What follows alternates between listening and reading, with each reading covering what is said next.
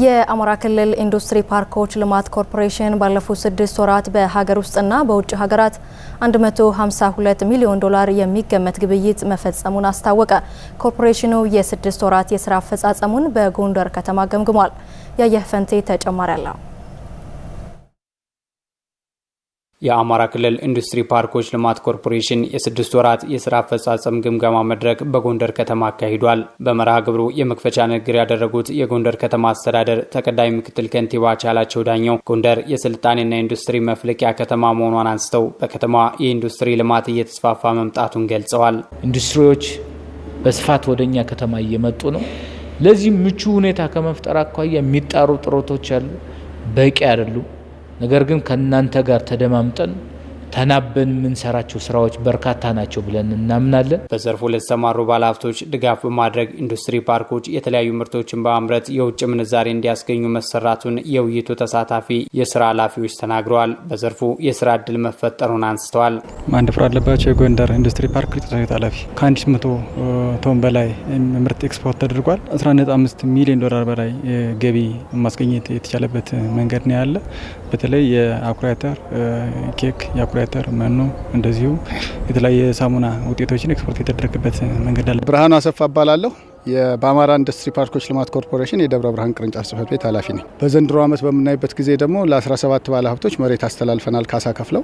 ከአጠቃላይ ካሉት ፕሮጀክቶች ውስጥ ወደ 633 ሚሊዮን ብር ለሀገር ውስጥ ገበያ የቀረበበት ሁኔታ አለ። ምርት ወደ ውጭ ገበያ ደግሞ ከ90 ሚሊዮን ዶላር በላይ ወደ ውጭ ኤክስፖርት የተደረገበት ሁኔታ ነው ያለው። ስሜ እሸቱ አዲ መርሻ እባላለሁ። በአማራ ኢንዱስትሪ ፓርኮች ልማት ኮርፖሬሽን የኮምቦልቻ ቅርንጫፍ ጽሕፈት ቤት ኃላፊ ነኝ። ማምረት የሚሸጋገሩ ፋብሪካዎችን ቁጥር ለመጨመር እየሰራ ነው። በአሁኑ ሰዓት ከ30 በላይ ባለሀብቶች የፋብሪካ ሸዳቸውን ገንብተው አጠናቀዋል።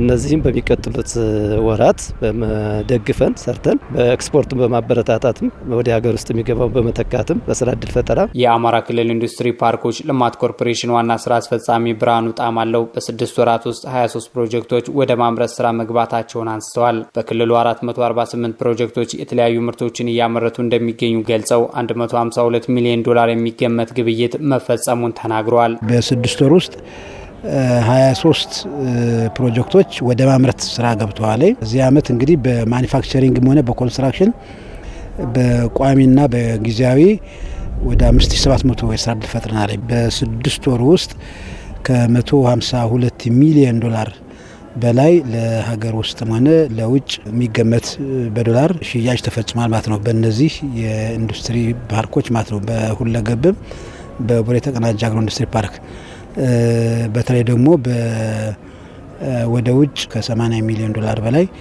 የሚገመት የውጭ ምንዛሬ ተገኝቷል ማለት ነው። በምግብ ዘይት፣ በእንስሳት መኖ፣ በማኒፋክቸሪንግና በተለያዩ ምርቶች ገቢ መገኘቱን ያነሱት ስራ አስፈጻሚው ተኪ ምርቶችን የማምረት ስራ ተጠናክሮ መቀጠሉን ገልጸዋል። በቀጣይ በኢንዱስትሪ ፓርኮች የሚገኙ ፕሮጀክቶች ወደ ማምረት እንዲገቡ በትኩረት እንደሚሰራም ጠቁመዋል። 280 በላይ የሚሆኑ ፕሮጀክቶች ግንባታቸውን ያጠናቀቀው ማሽን ተከላ ነው የሚቀራቸው። ለ146 አካባቢ ፕሮጀክቶች ከባንክ ብድር እንዲያገኙ ኮርፖሬሽናችን አመቻችቷል። ያሉ የአሰራር ችግሮች ማነቆች ካሉ የመልካም አስተዳደር ችግሮች ካሉ እነሱ ለመፍታት አሰራር ለማሻሻል የክልሉ መንግስት ጥረት እያደረገ ነውና ስለዚህ በዚህ መንገድ ነው ቀሪ ፕሮጀክቶችን ወደ ምርት ለማስገባት ጥረት እያደረግን ያለ ነው። በክልሉ ያለው የሰላም እጦት በኢንዱስትሪ ፓርኮች ስራ ላይ በግብይት አቅርቦትና በንግድ እንቅስቃሴ ላይ እንቅፋት እየፈጠረ እንደሚገኝ በውይይቱ የተነሳ ሲሆን ሁሉም ለሰላም የበኩሉን ድርሻ ሊወጣ እንደሚገባ መልእክት ተላልፏል።